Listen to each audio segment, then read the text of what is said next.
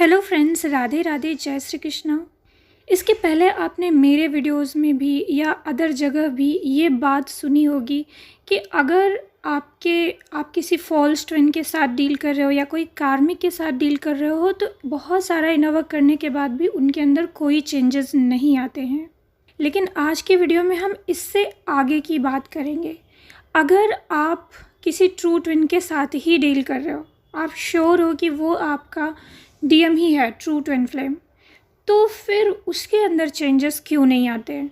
क्योंकि ऐसे केसेस भी हो सकते हैं कि वो ट्रू ट्विन है फिर भी चेंजेस नहीं आ रहे हैं। ऐसे केसेस बहुत सारे तो बिल्कुल भी नहीं होते। हमेशा ऐसा होता है कि चेंजेस डीएम के अंदर दिखाई देते हैं, लेकिन फिर भी अगर किसी की जर्नी बहुत लंबी है या कर्मा बहुत ज़्यादा है और जिनके डीएम के अंदर बहुत सारे इश्यूज़ हैं और वो बिल्कुल चेंज ही नहीं हो रहे हैं, बहुत नेगेटिव डीएम है, तो कुछ भी हो सकता है ऐसा कि किसी का ऐसा सिचुएशन कोई ऐसा फंसा हो जिसके डीएम के अंदर ट्रू ट्विन फ्लेम होने के बावजूद भी कोई चेंजेस ना दिखाई दे रहे हो, या वो इनर वर्क या हीलिंग उस तरह से नहीं कर रहे हो जिसकी वजह से चेंजेस नहीं दिखाई दे रहे हो।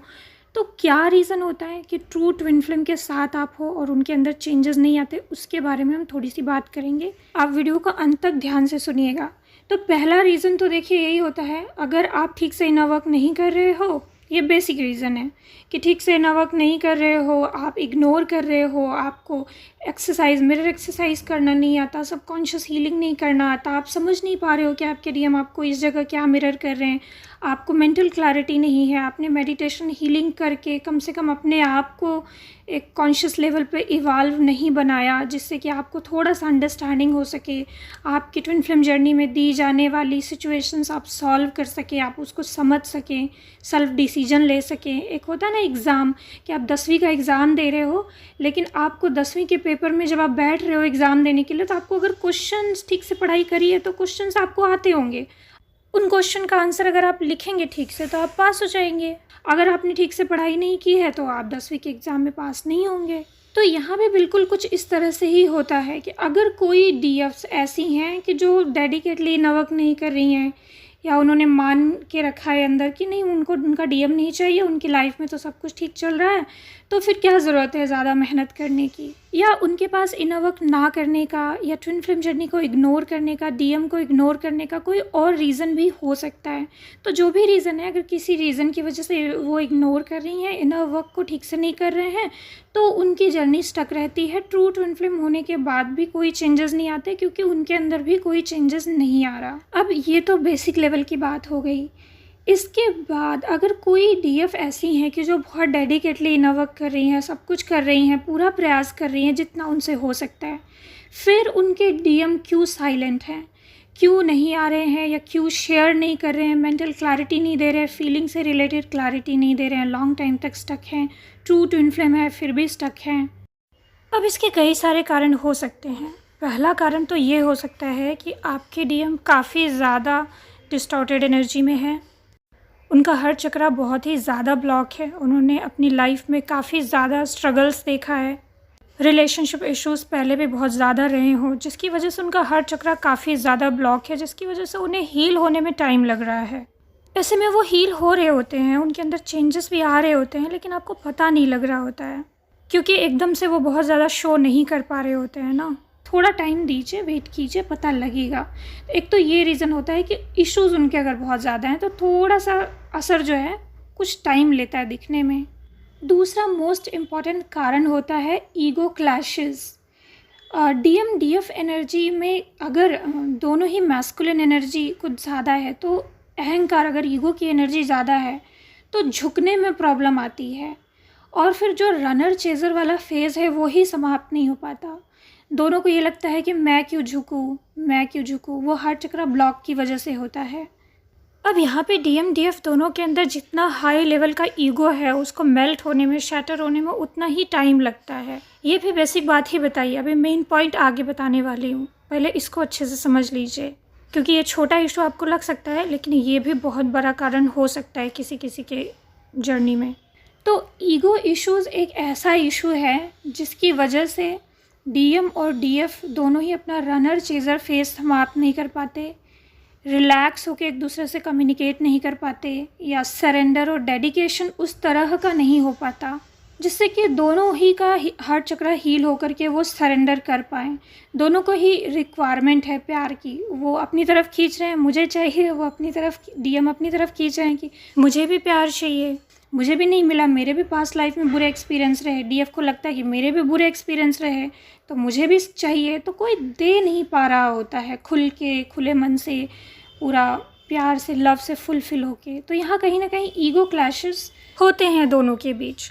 अब ईगो को कैसे बैलेंस करना है, इसके लिए आप मेरा ईगो के 11 फ्लेवर वाला वीडियो देख सकते हैं, क्योंकि कई लोग ये समझेंगे कि ईगो ना दिखाएं तो क्या करें, उसको चेस करते रहे। तो सिर्फ चेस करना ईगो नहीं होता, ईगो के बहुत सारे टाइप्स होते हैं। अच्छे से ईगो को समझिए और सभी जगह आप ईगो को हील और बैलेंस कर सकते हैं। दोनों में से कोई एक भी जितना ही जल्दी सेल्फ लव करना, अनकंडीशनल लव करना है, अपने हार्ट चक्र को हील कर लेता है, उतना ही जल्दी वो अपना ईगो इश्यूज डाउन कर पाता है और दूसरे को उस तरह से ट्रीट कर पाता है, प्यार दे पाता है।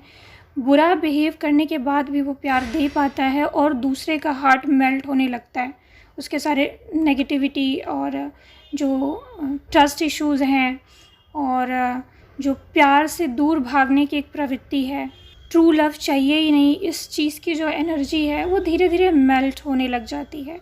अब इस चीज़ में बैलेंस बनाना बहुत ज़्यादा इम्पॉर्टेंट है और ईगो हील करने के बाद, हायर लेवल की हीलिंग के बाद इसमें बैलेंस बनाना आ जाता है कि कब डीएम को इग्नोर करना है, किस सिचुएशन में सेल्फ लव करना है, किस सिचुएशन में बहुत ज़्यादा प्यार करना है, प्यार दिखाना है, किस सिचुएशन में साथ देना है और किस सिचुएशन में बिल्कुल बाउंड्री सेट करनी है। ये चीज़ किसी के सिखाने से नहीं आता है, ये चीज़ आपके खुद के अंदर एक लेवल की हीलिंग कर लेने पर, एक समझ डेवलप कर लेने पर आता है। उसी से आप सॉल्व कर पाते हो आगे की जर्नी। तो मतलब अंत में जो मेन इशू आता है वो ये आता है कि उसका जो डीएम का जो इग्नोर करने का चॉइस है, जो प्यार से, ट्रू लव से दूर भागने का चॉइस है, वो आपकी उसे पास बुलाने की चॉइस से अगर ज़्यादा स्ट्रॉन्ग है तो सेपरेशन हो जाएगा, उसकी बात मानी जाएगी। और अगर आपकी डेडिकेशन एनर्जी ज़्यादा है, आपकी उसे अपने पास लाने की चॉइस स्ट्रॉन्ग है, तो यूनिवर्स आपकी बात मानेगा, यानी आपकी एनर्जी ज़्यादा हावी होगी उस पर और उसके अंदर चेंजेस आते जाएंगे, वो कुछ नहीं कर पाएंगे और ऑटोमेटिक आपकी तरफ खींचते हुए आएंगे। तो कहीं ना कहीं आप उसे, अगर उसके अंदर चेंजेस आप नहीं ला पा रहे हो तो मे बी आपका इनर वर्क वीक है, या मे बी आपका चॉइस उसे अपने पास लाने का वीक है, या फिर उसी का चॉइस रन करने का ज़्यादा स्ट्रॉन्ग है, उसके पास कोई ज़्यादा स्ट्रॉन्ग कोई रीज़न है आपसे दूर भागने का, इस वजह से वो आपसे दूर जा रहा है और उसके अंदर चेंजेस नहीं आ पा रहे हैं। ऐसे में आपको डीएम को पाने की अपनी चॉइस एक स्ट्रॉन्ग रखनी होती है, अपना डेडिकेशन स्ट्रॉन्ग रखना होता है और उसी डेडिकेशन, उसी चॉइस से आगे काम करना होता है। तीसरा रीज़न कि डीएम के अंदर चेंजेस नहीं आ पा रहे हैं वो कर्मा का इशू होता है। अगर डीएम का कर्मा आपकी स्पिरिचुअल हीलिंग, आपकी मेहनत, आपके कर्मा से ज़्यादा भारी है तो ऑब्वियसली वो कर्मा क्लिनजिंग में ही फंसे रह जाएंगे और वो आपके पास आने में टाइम लगाएंगे। ऐसे में कर्मा हीलिंग करने का आपको एडवाइस दिया जाता है। अब आप तो अपना ही कर्मा हील कर सकते हो, उनका तो हील नहीं कर सकते, लेकिन ऐसे में भी तो आपको इनर वर्क तो करना ही होता है सबके हाईएस्ट गुड के लिए, अपने यूनियन को क्लेम तो करना ही होता है। फिर क्या करें? ऐसी सिचुएशन में ऐसा हो सकता है कि डीएम को आपके पास आने में टाइम लगे अपना कर्मा हील करके। ऐसे में आपको कभी कभी ये भी लगता है कि यूनियन तो हो ही नहीं सकता या होगा ही नहीं, लेकिन आप क्या कर सकते हो? ऐसे में आप भरोसा कर सकते हो डिवाइन प्लान पे, अपने डीएम को आप थोड़ा टाइम दे सकते हो। ऐसे आप नेगेटिव मत होइए कि कोई चेंजेस नहीं आ रहे हैं डीएम के अंदर। आपके इनर वर्क से उनके अंदर अवेकनिंग हुई होगी और पक्का वो अपने कर्मा को और अच्छे से कॉन्शियसली सोच समझ के हील कर पा रहे होंगे। ये एक परिवर्तन आता है। और ऐसे में अगर डिवाइन गाइडेंस वेट करने की है तो आपको वेट करना चाहिए और गॉड के प्लान के साथ खुद को अलाइन करके चलना ही ज़्यादा सही होता है।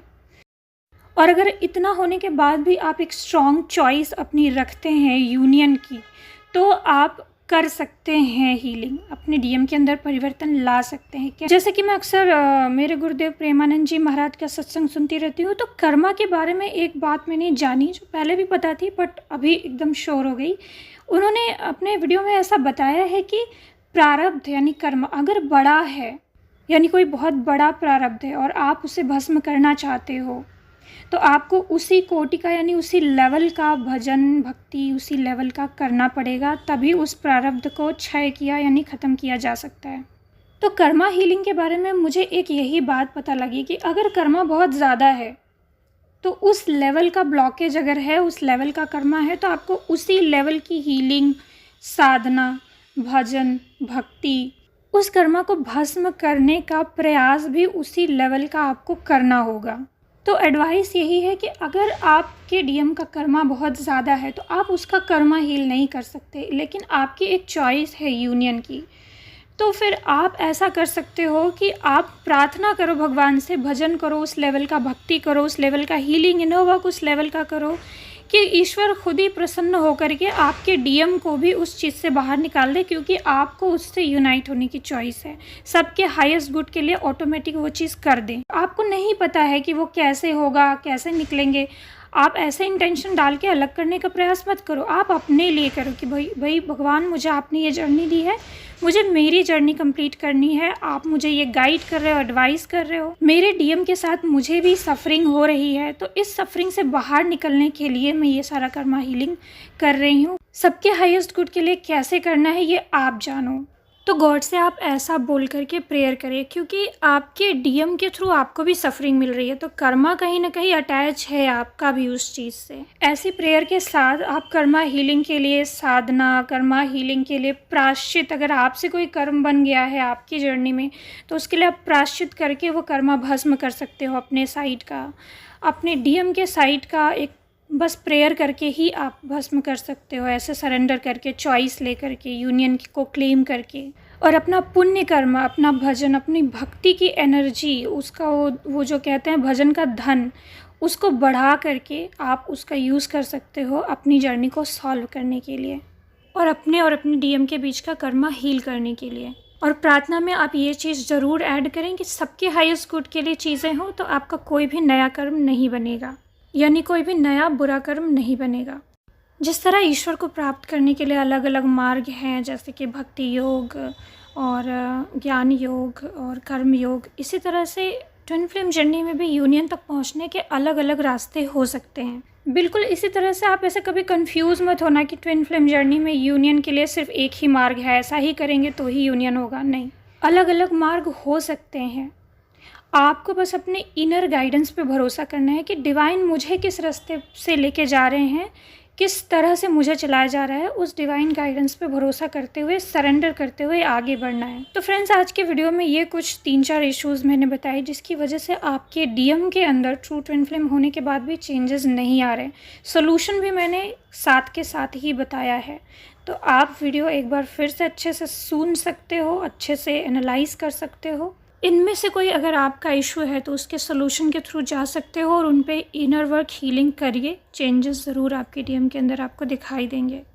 ओके फ्रेंड्स, होप कि इस वीडियो से आपकी हेल्प हुई हो, और किसी भी तरह की इनर वर्क में हेल्प के लिए, काउंसलिंग के लिए आप डिस्क्रिप्शन बॉक्स में मेरा नंबर दिया है, वहाँ से मुझे कॉन्टैक्ट कर सकते हैं।